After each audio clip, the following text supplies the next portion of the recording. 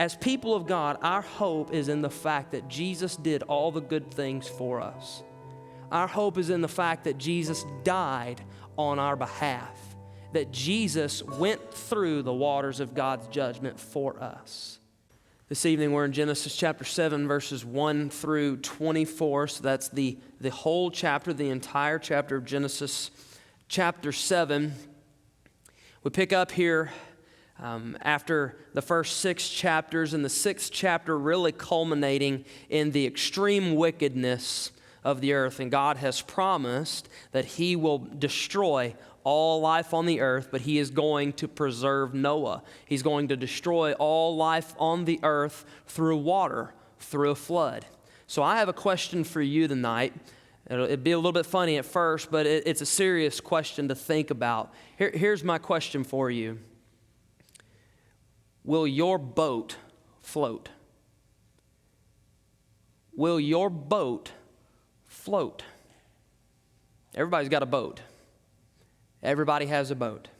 Everybody has something, someone that they put their hope in.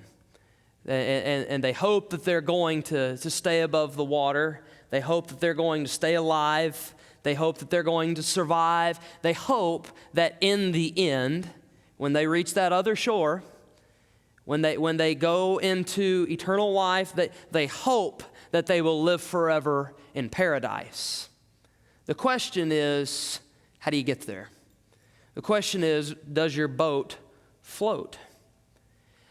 There's hardly very few things really that seem to be more terrifying than if you were to be, at least for me, I'm thinking this, if we were to go out into the ocean and we were going fishing and we were on a boat out there, and if you've ever gone fishing, say with Steve Thrower, and you go out to the short rigs, and I mean, you're not out there very far from the shore, just really a couple of miles or so, but when you're out there, you suddenly realize there's really not that many boats out here, and if this boat sunk, I do not have the stamina to swim to dry land.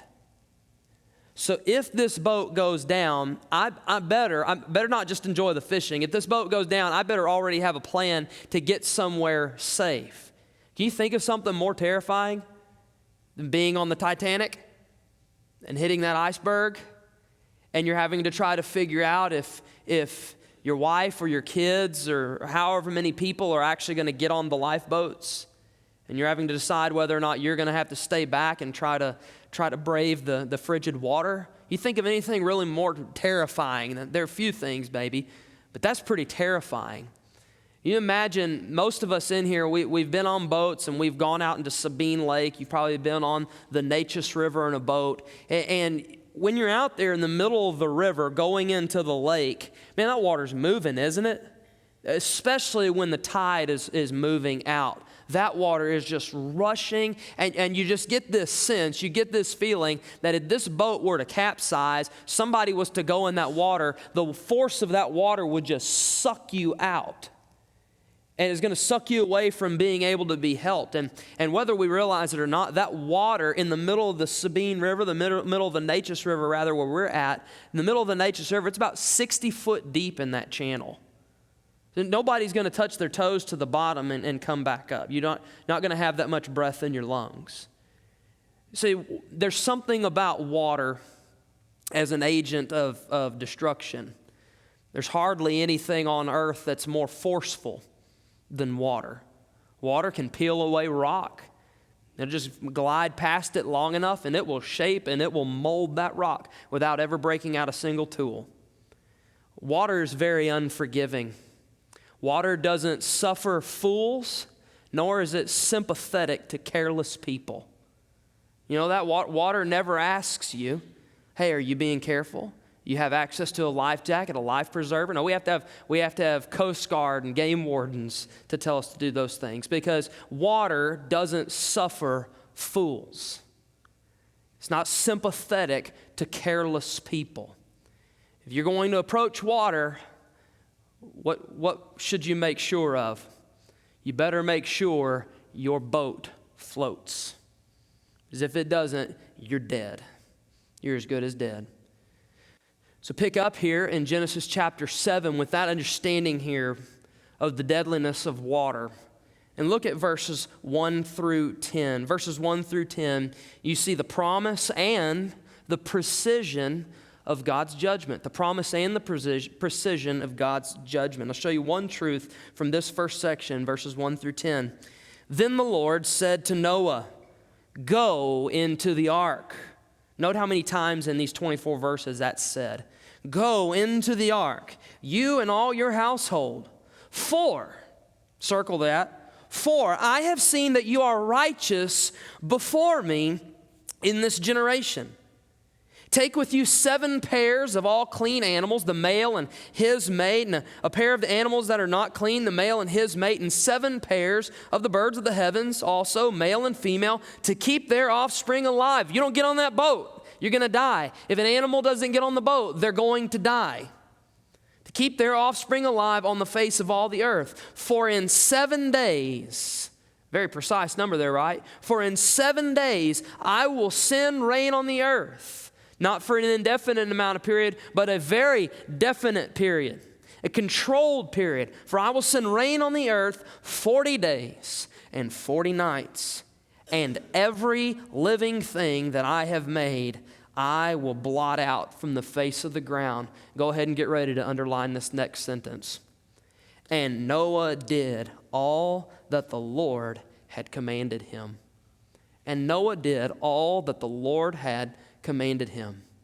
What you'll see multiple times, in fact, there's 4 times between Genesis 6:22 and the end of Genesis chapter 7 that a phrase similar to that is used to speak of Noah rather. And Noah did all that the Lord commanded.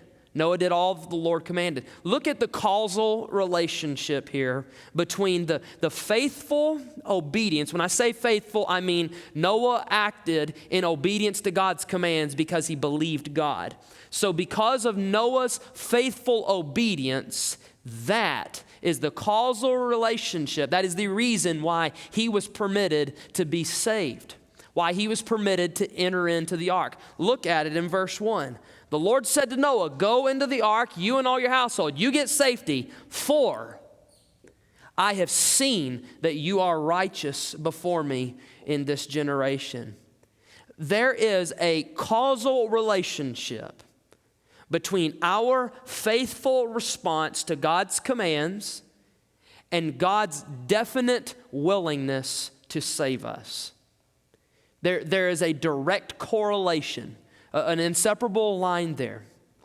God rewards those who follow him faithfully. God takes care of those who obey him. God takes care of those whose lives are characterized by faith. In Genesis 6 and Genesis 7, you don't really see the word faith used, do you? But you would definitely use the word faithful to characterize Noah. Noah was a faithful man. In fact, the only faithful man in his generation. You don't see the word faith used, though, do you? But what do you see? You see that Noah did all that the Lord commanded. The Bible's understanding of faith is obedient action. It is obedient action. It's not just an acceptance of facts about God. If Noah had said, "Okay, God, I believe that you're going to send rain on the earth. I believe that you've given a good design for the ark. I believe you're going to destroy all living things. Oh, I believe that, Lord. And I'd call myself a follower of you. I believe that." Would that have been good enough to save him? No. What did Noah have to do? Get a hammer, get a saw, build a boat. You're going to have to construct something here. You're going to have to work through this, Noah. You're going to have to do all that was commanded. And if Noah didn't build the boat, there's no boat to get on. And there's no hope of hanging on to some driftwood because nobody else survives that way. So Noah has to obey. That's what it means to be full of faith. It means to be an obedient person. So all the animals he's commanded to take on the boat there, and he does just that. Write down this first truth here about faith and action. Those who trust in God through faithful obedience are saved in the day of his wrath. Those who trust God through faithful obedience are saved in the day of his wrath. I want to give you a truth here that's going to really pull the whole text together, and I'll remind you of it here in the end. If you'll write down this leading truth for this entire text: because God is gracious to save the faithful, we must be obedient to all God commands. Because God is gracious. I include that for a reason. It says that Noah is a righteous man before God. It never says in the text that Noah was a perfect man. It never says that Noah was sinless. Noah was a righteous man. He strove to obey the Lord. He faithfully obeyed the Lord. It doesn't say that he was a perfect man. In fact, when he gets off of this ark, he's going to show you just how imperfect he really is. But Noah was a faithful man. Noah was a righteous man. And even when God saves a faithful, righteous person, does he do it because they earned it? No, because God is gracious. God is gracious. God didn't have to save Noah. God could have said, Noah, you're not perfect. You are not completely holy as I am holy. So Noah, you're done too. And I'm just going to start over with everything. No, he's gracious to save Noah. So because God is gracious to save the faithful, what must we do? Why are we given this text? We're able to read this text because Noah was faithful, but we're given this text so that we imitate his example. We're given this text so that we imitate it. We must be obedient to all God commands. It says, for in 7 days, very precise numbering here, in 7 days I will send rain on the earth, 40 days and 40 nights. We'll come back to the precision of the language here towards the end, because I think that the precise language says something about God in this whole flood epidemic. It really, I'll tell you here, it says that God is sovereign over the whole process. God says it's going to start in 7 days, it does. It's going to rain 40 days and 40 nights, and it does. Everything happens just as he says it does. Can you imagine what it would be like if it were to rain for 40 days and 40 nights? We have a pretty good hint, don't we? Oh yeah, we do. After going through Hurricane Harvey, you know what? That scratches the surface. I mean, just peels the outer layer of skin off of that. It scratches the surface of what it means for it to rain for 40 days and 40 nights. Let me give you a little bit of statistics here, okay?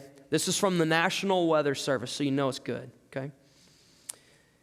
According to the National Weather Service in southeast Texas, 26 inches of rain fell on Port Arthur in 24 hours during Hurricane Harvey. At that point, it's not a hurricane, it's a tropical storm.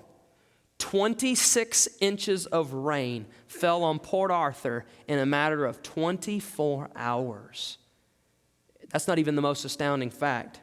Here in our home in Nederland, people in here whose homes are still recovering. Our building's still recovering from this. Here in Nederland, we received 60.58 inches of rain from August 24th to September 1st.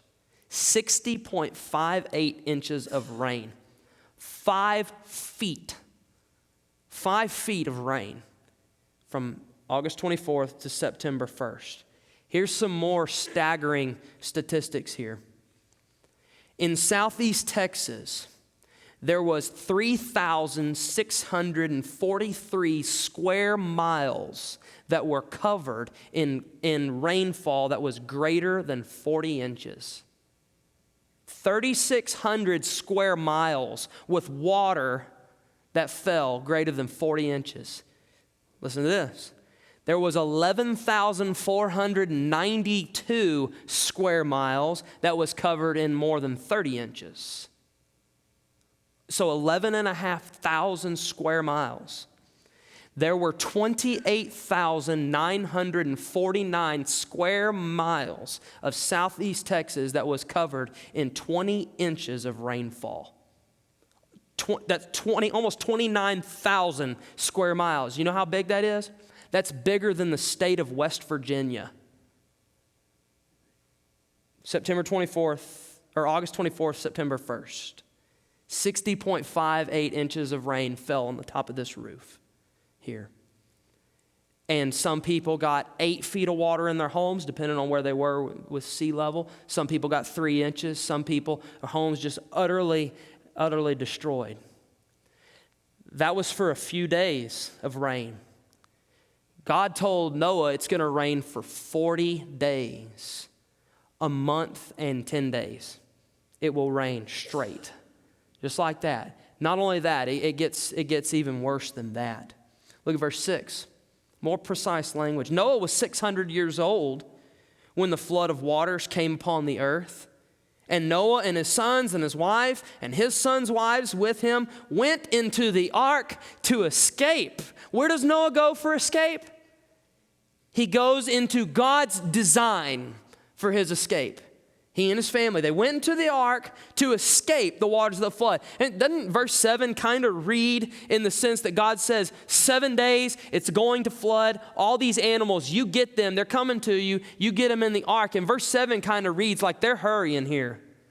They run into the ark to escape the waters of the flood. Verse 8, of clean animals and of animals that are not clean, and of birds and of everything that creeps on the ground. 2 and 2, male and female, went into the ark with Noah as God had commanded Noah. There it is again, as God had commanded Noah. Even the animals that are saved are obeying God's command. Noah is obeying God's command to get the animals in, and they're all hurrying. And after 7 days, the waters of the flood came upon the earth. Just as the Lord said, after 7 days, the rain starts. Now look at verses 11 through 24. What you see is the faithfulness of God in the fulfillment of his promises. Now that's understanding that twofold, the faithfulness of God in the fulfillment of his promises. So God makes promises to the wicked and the righteous, doesn't he? He does. He makes promises that he will save the righteous, those who place their faith in him, not just good deed doers. The righteous are those who trust in God. But he's also going to destroy the wicked. You see that in the end, God doesn't back away from that promise of judgment, nor does he renege on that promise of rescue. God is faithful in the fulfillment of his promises to all people. He's no respecter of person. He is a keeper of his promises. Look at verses 11 through 24 right here. In the 600th year of Noah's life, in the 2nd month, on the 17th day of the month, on that day, all the fountains of the great deep burst forth, and the windows of the heavens were opened. You know, I kind of got a little bit of a picture. Brother Jim, myself, and I believe it was Brother Eric, may have even been Brother Clint. We were in the foyer that Sunday morning when the church flooded, and we were considering whether or not to have service. And we're hearing all these forecasts online that Harvey's coming, the rain's coming, it's going to be bad, and city officials had already started putting out roadblocks. But we found our way to church, and we thought, hey, we're going to have church, because it really hadn't started raining that much.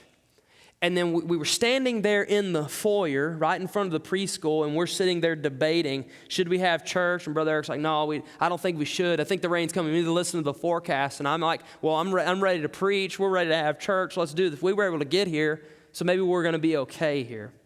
As we were standing there, I'll never forget that, Brother Eric. As we were standing there, it was like the windows of heaven opened up. And there was water that we were looking out those glass windows. And the water, Brother Jim, it came down so hard. It was like somebody had taken a solid sheet and just rolled it down in front of the awning. You couldn't see your vehicle. You couldn't see a blade of grass. There was so much water that fell in a moment. We went from having pretty much dry ground outside, and in 15 minutes, we had 3 inches of water in the offices. It's the windows of heaven opening up. Again, that's just scratching the surface. Because look at Noah. In Noah's day, they didn't just get the windows of heaven that opened up. They got it from above and from below. It says in the 2nd month, on the 17th day of the month, verse 11, on that day, all the fountains of the great deep. So there was a shifting of the tectonic plates where they opened up, and those wells underneath those plates just burst forth and started filling up. And the work that God had done in creating the world. You remember when God made the land to rise up and to separate the waters from the waters, and he called it dry land, and he makes the plants to grow up? What does God do here? It's almost anti-creation. He takes that same land that separates the waters and he moves it. And the deep just bursts forth, and the water's coming from above and from below. Verse 12, and rain fell upon the earth 40 days and 40 nights, just as God said, that is. On the very same day, Noah and his sons, Shem, Ham, and Japheth, and Noah's wife and the 3 wives of his sons with them entered the ark. There it is. We're going to repeat that. Where do they go for salvation? Where do they go for safety? They go to God's design. They go to God's provision for safety. They enter the ark. Verse 14, they and every beast according to its kind, and all the livestock according to their kinds, and every creeping thing that creeps on the earth according to its kind, and to every bird according to its kind, and every winged creature. Verse 15, here it is again. They went into the ark with Noah, 2 and 2 of all flesh, in which there was the breath of life. And those that entered, male and female of all flesh, went in, here it is, as God had commanded him. As God had commanded who? As God commanded Noah. Noah obeyed. The animals are saved. Noah obeyed. His children are saved. Noah obeyed. Their wives are saved. Noah obeyed. Noah is saved. Saved through faithful obedience is the point here. And they went in as God had commanded him. And look at this. And the Lord shut him in. You remember Noah built a big door on the front? Noah didn't shut that. You imagine that? What a sign. Before the rain even starts, they get the last animal, just scurries up the ramp there, gets into the boat, and the Lord's hands lift up that door and shut it. Not only shut it, but the Lord shut him in. You imagine the look on Noah and his family's faces as they're sitting there in this giant box filled with animals, and that door starts moving on its own. And the Lord shut him in. Now, why did the Lord shut him in? Why didn't Noah make some way? Well, the Lord didn't tell him to make a way to shut the door. The Lord was going to do it. That's the Lord's boat. He just commissioned Noah to build it. But that's the Lord's boat in the end. That is God's provision for salvation. Continue looking here, verse 17. The flood continued 40 days on the earth. The waters increased and bore up the ark, and it rose high above the earth.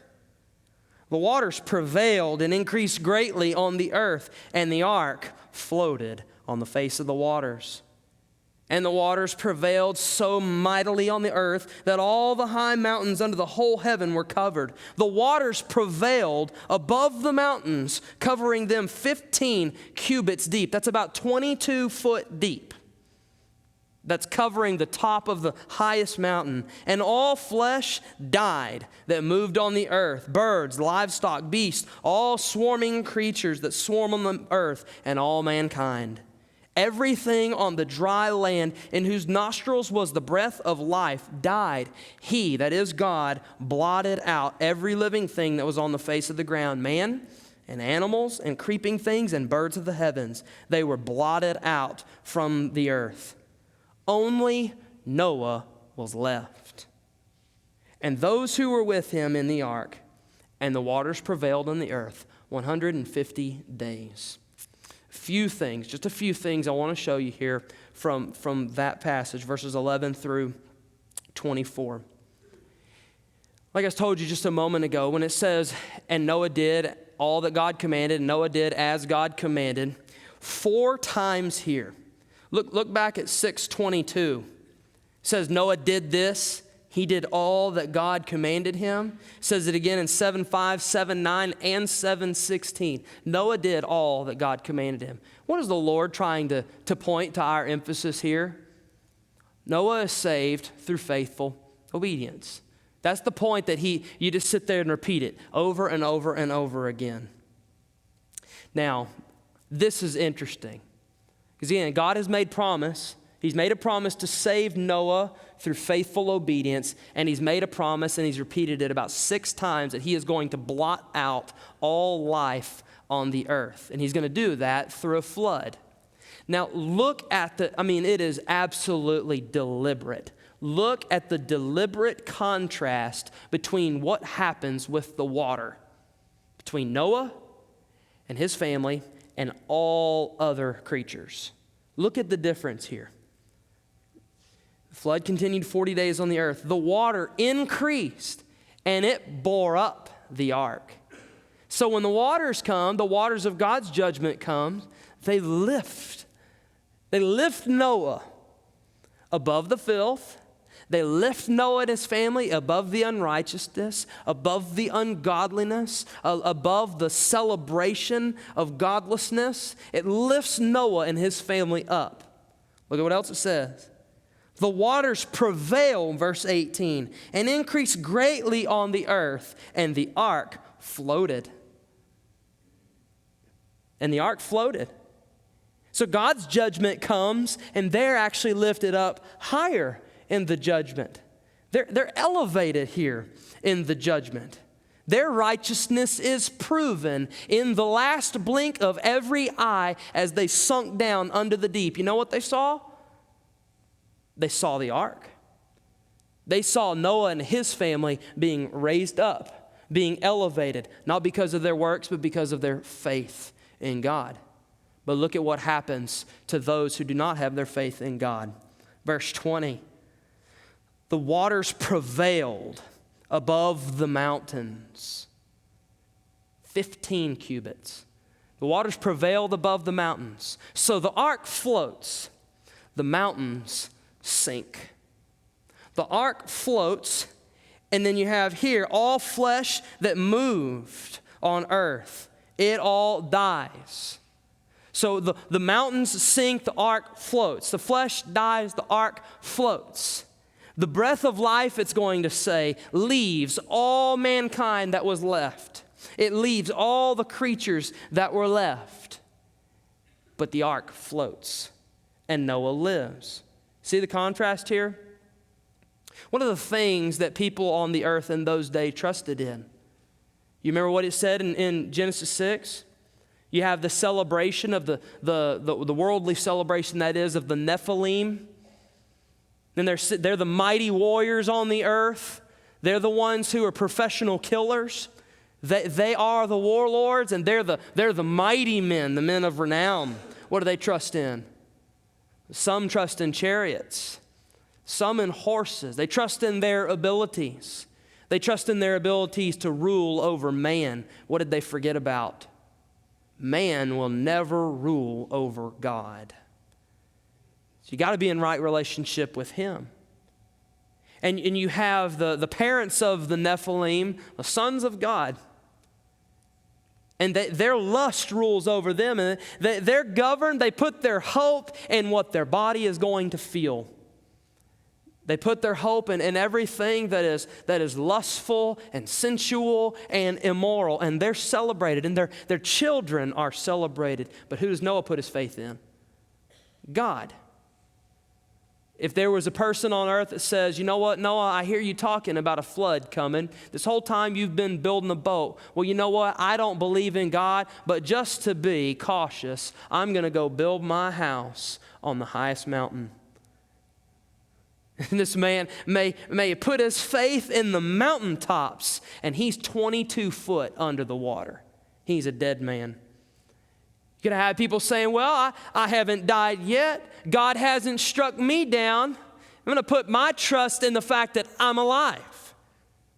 God hasn't seemed to disagree with my lifestyle up to this point. I'll put my trust in my flesh. All flesh sunk. Every bit of breath of life was suffocated as it drowned under the waters of God's judgment. But where's Noah? Up there. Noah's floating. Noah is high above those waters of judgment. Indeed, Psalm 25:3. Indeed, None who wait for you shall be put to shame. They shall be ashamed who are wantonly treacherous. Write down this second truth with me here. Those who place their hope in the Lord will not be put to shame. Those who put their hope in the Lord, their faith in the Lord, will not be put to shame. It says this in Proverbs 18:10, the name of the Lord is a strong tower. The righteous man runs into it and is safe. Does your boat float? The object of your faith? You know, this is the truth about faith. All creatures are faithful. The question is, who or what are they faithful to? Who or what do they place their faith in? Everybody is faithful. Everybody trusts in something. Some people trust in the idea that they can save up a lot of money and they can fight off cancer and they can have a good life and survive to the end. And they put their faith in hope. They actually put their faith in hope that when they die, things are going to turn out. There's some people that put their faith in morality. They put their faith in the fact that, well, because they don't get drunk too much, and because they don't cheat on their wife, and because they pay their bills and make sure their kids have a roof over their head and clothes on their backs, that God must be a respecter of that. What is that person putting their hope in? What's their vote? Their vote is their effort.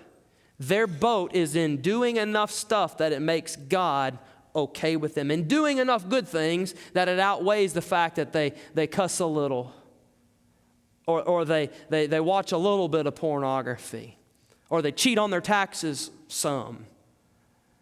What's their hope in? Their hope and their boat is in the fact that they think that they do enough to outweigh it.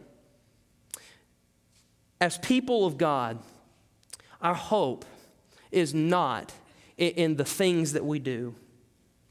As people of God, our hope is in the fact that Jesus did all the good things for us.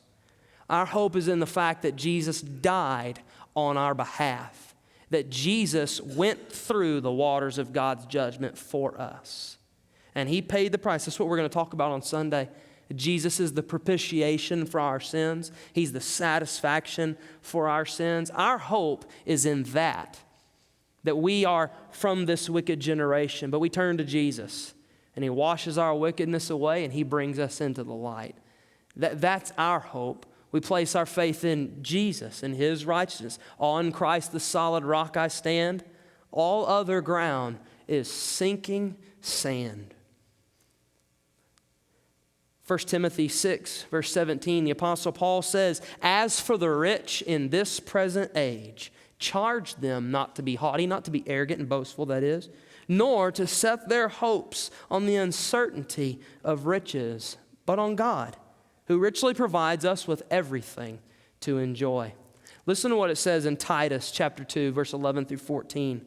For the grace of God has appeared, bringing salvation for all people, training us, be like Noah, training us to renounce ungodliness and worldly passions and to live self-controlled, upright, and godly lives in the present age, waiting for our boat, waiting for our blessed hope, the appearing of the glory of our great God and Savior, Jesus Christ, who gave Himself for us to redeem us from all lawlessness, and to purify for Himself a people for His own possession, who are zealous for good works. God has prepared an ark for the faithful.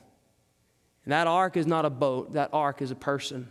That ark is the Lord Jesus. He has prepared that boat for anyone who would hear that call and believe in Christ and enter into God's provision to escape judgment. Yes, God has promised He will not destroy the earth again with water, but He has not promised that He will not destroy the earth.